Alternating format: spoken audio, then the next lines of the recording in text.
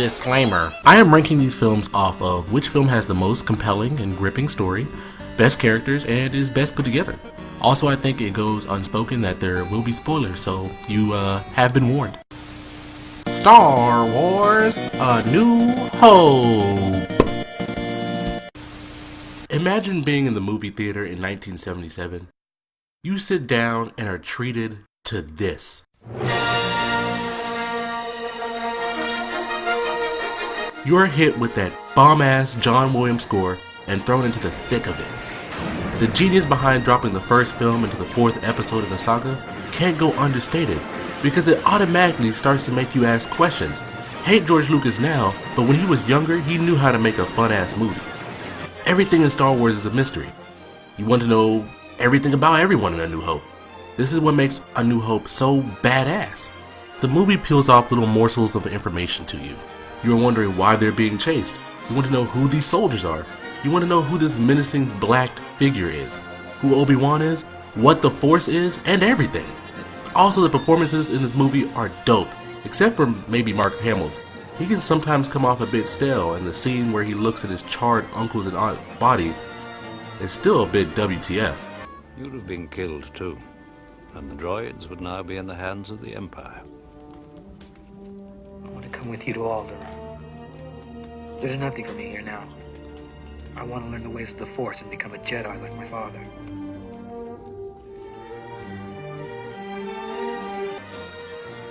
But yeah, I like all the main characters because they either all have an arc or twist your expectations. In a good way. Leia subverts your expectations by not so much being a damsel in distress, but a strong woman and don't need no man. Luke goes from a whiny brat who wants to go buy some power converters from the Tashi station But I was going into Tashi Station to pick up some power converters. to blowing up planet-sized military installations with space wizardry. Han goes from a scumbag to a hero.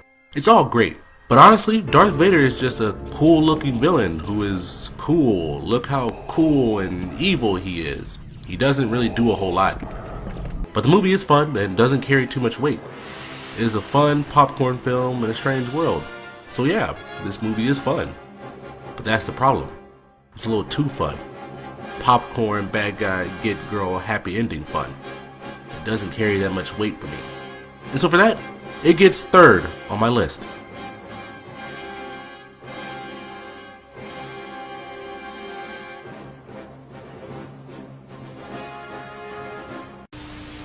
Star Wars: The Empire Strikes Back! This movie is fire. Not only do we get bomb visuals, dope battles, new John Williams music,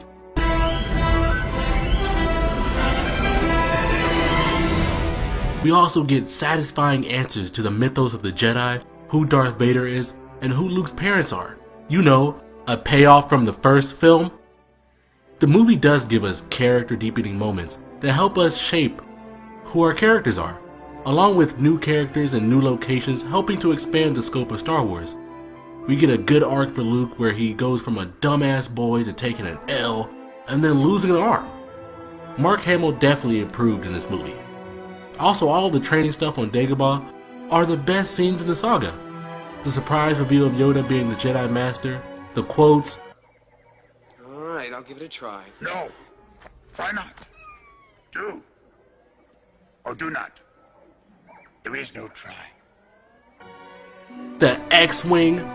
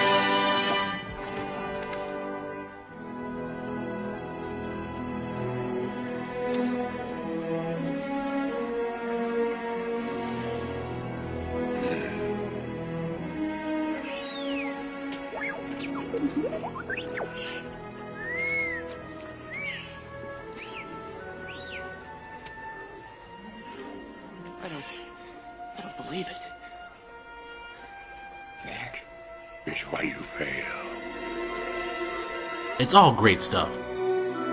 Cloud City is also a perfect location for a Star Wars film. It includes the Lando betrayal, the Leia and Han scene, the emotional lightsaber battle between Luke and his father. Obi-Wan never told you what happened to your father. He told me enough. He told me you killed him. No. I am your father. No. That's not true. It is the only movie in the saga where we see our hero's true vulnerability. So if I had to go with the criteria I set out for myself, this movie without a doubt has the second most compelling story to me in the saga. This movie also has the best characters, and it has good pacing and enough screen time for each person in the film. It's a really well put together movie, and has almost no flaws and some of the most iconic moments in Star Wars history.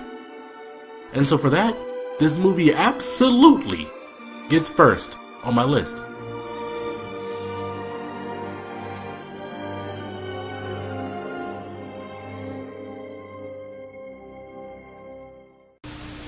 Star Wars: Return of the Jedi. This movie has the same characters from the previous films in the original trilogy, but it isn't as interesting as the other films in the original trilogy. Let me just get out the positives in this movie. The Jabba Palace scene is interesting, with the Rancor and Luke looking all badass. Endor looks cool, and the fight between Luke and Vader is satisfying, and the space battles are super awesome. It's a trap! Fighters coming in.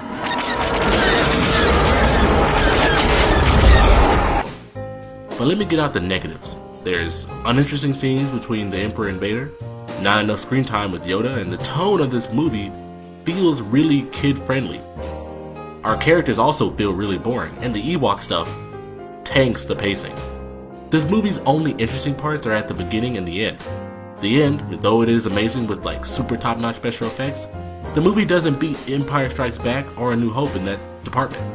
Also, it isn't as interesting throughout the film to beat either other films in this original trilogy.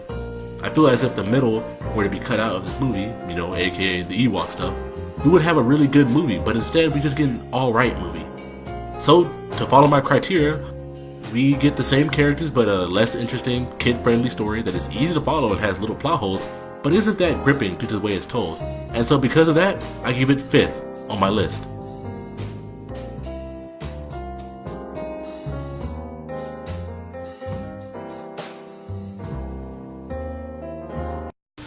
Star Wars: The Phantom Menace.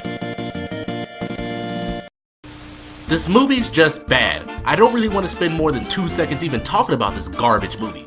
This movie has it all. Bad acting. I am Queen Amidala. This is my decoy, my protection, my loyal bodyguard. Almost no interesting things happen. Pointless, annoying supporting characters are character, with plot holes and missed opportunity everywhere. And of course, as everyone has said, Darth Maul is cool, but even that carries no significant weight because George Lucas couldn't even remember that both Obi-Wan and Yoda in Empire Strikes Back said that Yoda trained Obi-Wan, so Qui-Gon is just there as a plot device. It's dumb. It's really stupid. No lore master flex can fix this. It's just a bad movie in general. No gripping story, uninteresting characters, put together with laughably bad CGI, terrible dialogue, and a story that isn't even 100% faithful to the story told in the original trilogy. So, to follow my criteria, this movie gets dead last in 9th on my list. I would do it again. This movie's bad. It's terrible. I hate it. I hate this movie. It's so bad. Ah! Star Wars: The Clone Wars. Nope. Basically the same crap as episode 1, but now with more over-the-top CGI. This movie actually has like 1 or 2 interesting things, like Anakin's mom dying. That was cool. I mean, if you consider that cool. And him killing Tusken Raiders to show him somewhat turn to the dark side is like okay, but overall the movie is really bad. I actually do like how whiny Anakin is though, because it fits the story and helps set up a much better episode 3, but nah. We're moving on. This movie gets 8th on my list.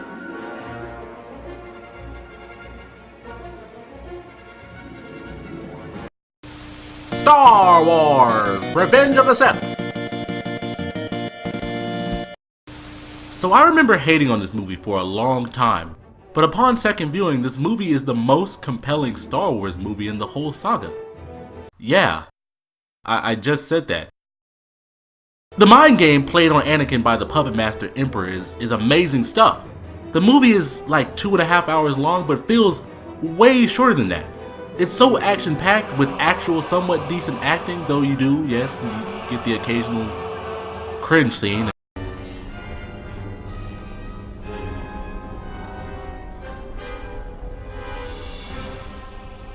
I have failed you, Anakin. I have failed you. I should have known the Jedi were plotting to take over. Anakin, Chancellor Palpatine is evil. From my point of view, the Jedi are evil. We actually see good CGI for the first time. This movie is the least kid-friendly movie from the last two movies by far, and it's much darker and more emotionally involved than probably any of the other movies in the whole saga. I felt as if I was watching the great leader of Rome fall or something. It was dramatically amazing. The characters are so interesting in this one. It isn't interesting in the way the original trilogy was, but interesting nonetheless. We see a legitimate friendship between Obi-Wan and Anakin. We see the Emperor becoming more and more evil, and he seems that he just loves it. Also, we get really good shots and sequences that I don't feel that we give the movie enough credit for, like the scene in the Opera House. Did you ever hear the tragedy of Darth Plagueis the Wise? The scene spliced together of Padme and Anakin plays both in medical rooms. It's great stuff. Dislike the video if you want, but Revenge of the Sith is actually a good movie. This movie could have been so much better though if it wasn't for the weird dialogue or some clunky acting here or there, which makes it amazing because if done right, this movie could have been the best Star Wars movie of all time. I feel that people miss that. This movie had a lot of things going for it and it still does a lot of things right. This movie isn't put together all that well, but it does have the most compelling story on this list, really interesting characters, and I feel that the good stuff in this movie outweigh the bad. And so for that, Revenge of the Sith gets second on my list. Yeah, second place out of all the Star Wars movies. Really, y'all need to go back and watch this. This movie isn't that bad. It's actually really good. Y'all just hate. Stop hating. Watch the movie. Star Wars, The Force Awakens, The Force Awakens, The Force Awakens. This is the first Star Wars film I had ever seen in theaters. And I do have to say, there isn't much wrong with this film. This is a good movie. But no matter what you say, this movie is a rehash of A New Hope, with more action and subplots. So if you've seen A New Hope, you've seen this movie, right? Well, not exactly. Since it is A New Hope done over again, the flaws in the new film stick out a little stronger. Like Rey being able to do seemingly anything, and having no arc in sight. Starting off as an altruistic badass, and ending off as an altruistic badass. Just for the record, Rey's character is boring. She isn't that interesting between both movies she's in. She's just a trash character. But the movie does have an interesting side character with Finn, who has an arc from going from a coward to a hero. I really like Finn's character. Also, this movie is shot really well and had some amazing sequences that I can't see not holding up for years to come. But the only reason this movie isn't better than A New Hope is because a movie that copies or is a soft reboot of another film should at least improve upon the original, but instead it keeps it the same with a uninteresting main character. Since I've seen this film before, but with a much interesting band of characters and less flaws, it gets fourth on my list.